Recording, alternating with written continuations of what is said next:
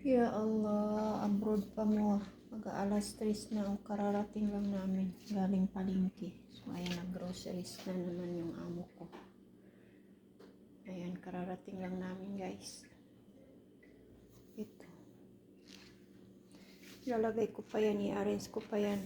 Mga alas 5 na ako matapos nito. So, ito pa, guys, oh. Ayan, mga ano yan, mga sabon. Ayan. Oh, ayan.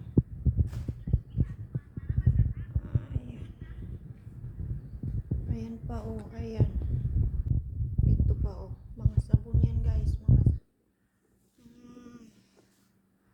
gamit sa CR. Mga baso. Plastic na plato. So, ito, guys.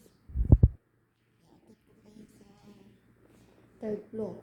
Bukas na lang yan.